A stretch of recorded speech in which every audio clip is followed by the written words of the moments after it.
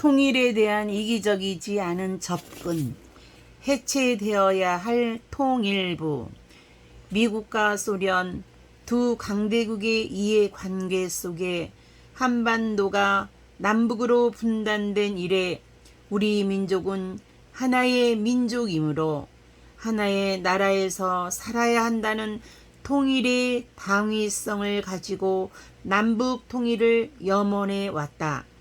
6.25 전쟁은 북한이 기습적으로 남한을 공격해 적화시키려고 했던 북한의 남한 흡수 시도였으며 우리나라의 이승만 대통령도 북한을 흡수하는 북진 통일을 꿈꾸었다.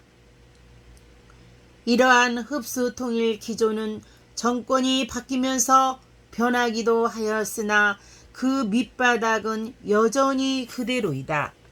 우리가 통일부를 두고 있는 것이 그러한 방증이다. 박근혜 전 대통령도 어느 교수의 책을 인용해 통일은 대박이라는 말을 하여 한간에 회자된 적이 있다. 그러나 나는 통일에 대한 이러한 시각과 행동을 재고해야 한다고 생각한다.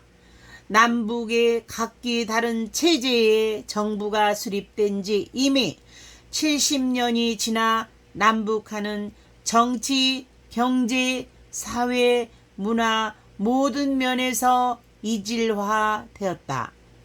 더욱이 1991년 9월 18일 남북한이 각기 별개의 의석을 가진 회원국으로 동시에 유엔에 가입하여 국제사회에서 실질적으로 별개의 국가로서 공식 인정을 받았다.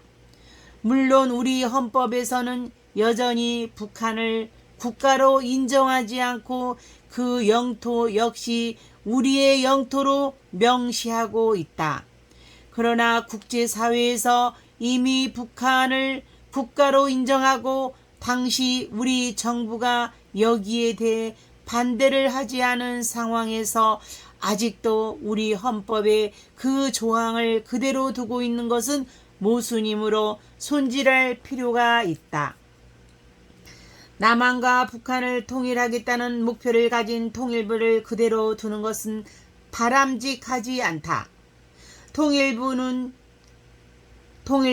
둔 것 자체가 북한을 흡수 통일하겠다는 우리의 의지로 비칠 수 있기에 북한을 자극할 수가 있다. 북한이 체제에 대한 위협을 느끼고 있다는 것은 2018년과 2019년에 있었던 미국 트럼프 대통령과 북한 김정은 국무위원장과 비핵화 회담에서 김 위원장이 북한의 체제 안전을 가장 먼저 보장받으려 했다는 것에도서 알 수 있다. 우리 입장에서는 도대체 누가 북한 체제를 위협한다고 저런 말을 하는 것인가? 라고 의아스럽게 생각할 수도 있지만 북한 입장에서는 세계 최강의 군사력을 가진 미국 그리고 그 나라와 동맹을 맺고 있는 남한이 위협적인 존재로 보일 수밖에 없다. 더군다나 남한이 통일부라는 조직을 두고 통일을 추진하려는 의지를 보이고 있으니 북한으로서는 신경이 쓰일 수밖에 없다. 유엔에서 북한을 엄연한 하나의 국가로 인정했고 북한의 지도자가 있어 나라를 이끌고 있는데 그러한 현실을 무시하고 우리가 통일부를 두고 상대방의 의사와 상관없이 통일을 추진하려는 것은 국가 간에 해서는 안 되는 일이다. 통일부는 빨리 없애는 것이 북한을 덜 자극함으로써 오히려 안보에 도움이 된다. 남북 통일보다 선행되어야 할 것, 그렇다고 나는 통일이 필요 없다고 말하는 것은 아니다. 하나였던 민족과 국가가 둘로 나뉜 것을 하나로 다시 통합할 수 있다면 통일을 하는 것이 바람직하다. 더욱이 남북한 간 이산가족들이 생이별을 한 채로 서로 만나지 못하고 있는 현실을 볼 때 통일은 시급한 과제로 생각될 수 있다. 그러나 당장 통일을 추진하는 것은 바람직하지 않다. 가장 큰 이유는 남북한의 경제 규모 격차가 50대 1 정도의 북한의 GDP는 남한 GDP의 2% 정도에 불과하다는 점이다. 독일의 서독과 동독은 당시 경제 격차가 3대 1이었다. 그런데 동서독 통일 후 독일은 막대한 통일 비용을 치르고 있다. 어떤 이는 통일이 되면 북한의 엄청난 지하자원과 남한의 고도 산업기술로 남북한이 단기간 내에 크게 일어나 통일대국이 될 것이라고 말한다. 하지만 그것은 우리의 희망 사항일 뿐이며 그것이 그렇게 쉽고 간단하게 이루어지는 것이 아니다. 우리 국민이 원하는 통일은 자유민주주의, 자본주의, 자유시장 경제체제로의 통일이다.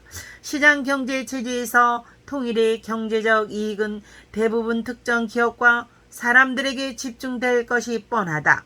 그리고 남한의 졸부들이 북한에 들어가 어떤 일을 할지 상상해 보라. 북한 사람들의 생활 수준은 우리의 1960년대의 수준이다. 북한 지역의 생활 수준을 끌어올리느라 우리는 엄청난 돈, 국민의 세금을 쏟아 부어야 하며 그 과정에서 우리 국민의 생활 수준은 곤두박질할 수밖에 없다. 남한 내에서의 빈부격차만으로 상황이 심각한데 최빈국의 생활을 하는 사람들과 우리 국민이 섞여보라. 그 엄청난 빈부격차를 어떻게 해결할 것인가? 사회주의 국가처럼 모든 것을 국유화해서 똑같이 나눠줄 것인가? 빈부격차를 해결하지 못해 사회폭독이 일어날 수가 있다. 사실 우리는 남한 내의 지역통합도 이루어내지 못하고 있다. 전라도와 경상도의 해묵은 지역감정은 아직도 해소되지 않고 있다. 내가 제시했듯이 전라남도의 경상남도를 합쳐서 전경도, 전라북도의 경상북도를 합쳐서 경정도로 명명하여 동서로 지역을 묶으면 자연히 해소될 문제이지만 여하튼 아직도 우리는 우리 내부의 통일조차도 제대로 하지 못한 실정이다. 이런 처지에 너무나 이질적이고 격차가 큰 남북을 통일한다는 것은 대박이 아니라 무모한 도박과 같다. 통일은 결코 아름다운 꿈이 아니라 냉엄한 현실이다. 통일을 준비할 필요는 없다. 그것은 북한의 경제가 성장하도록 민간 교류를 활성화하는 등 방법으로 지원하는 것이다. 통일의 또 다른 걸림돌은 문화적 이질화의 문제이다. 70여 년이라는 시간은 남북한의 문화의 엄청난 차이를 가져왔다. 언어와 종교, 역사관, 국가 지도자와 대한 태도, 사업, 사고방식, 생활방식 등 문화적 이질화는 통일 이후 국민통합을 이루는 데 상당한 저해 요소로 작용할 수 있다. 따라서 통일을 논하기 전에 문화적 이질화를 해소해 나가는 것이 선행되어야 한다. 문화적 이질화를 극복해 나가려면 꾸준히 민간 교류가 필요하다. 민간 교류는 경제적, 학술적, 종교적, 문화적 교류를 모두 포함한다. 이산가족 문제도 정부가 나서기보다는 직접 자사나 종교단체 등이 전면에 나서서 해결해 가는 것이 바람직하다. 차가운 머리로 접근해야 하는 통일 문제. 남북 간 평화협정을 체결하거나 일국가가 이체제나 고려 연방제를 실시하는 것은 위험하다. 평화협정은 믿을 게 못 된다. 베트남 전쟁을 끝내기 위해 1973년 1월 프랑스 파리에서 미국 남베트남, 북베트남 대표가 모여 평화회담을 열고 전투를 중단하기로 하는 파리 평화협정을 맺었다. 그러나 결과는 베트남의 공산화였다. 일국가 이체제나 고려 연방제도 위협하기는 마찬가지다. 일국가 이체제나 고려 연방제가 되면 이미 남북한은 하나의 나라이므로 북한이 남한을 침략해도 국제사회가 개입할 명분이 없다. 내전이기 때문이다. 이것은 북한이 바라는 것일 수 있다. 지금까지 북한이 미군 철수를 줄기차게 주장해온 것도 미국의 군사적 보호로부터 남한을 불리하게 한 전략이라는 것을 다 아는 사실이다. 북한은 아직 자신들의 체제를 버리겠다고 한 적이 한 번도 없다. 북한의 군중을 동원한 각종 대회 모습이나 북한 최고 지도자의 사진이 길바닥에 떨어졌을 때 사람들이 보인 반응을 생각해보면 그들의 사상, 무장이 얼마나 철저한지 가늠해 볼 수 있다. 우리 국민은 어떤가? 당위성이나 민족 감정으로만 통일 문제에 접근해서는 안 되는 이유다. 자칫 돌이킬 수 없는 상황으로 갈 수가 있다. 북한 문제는 냉철한 머리로 접근해야 한다.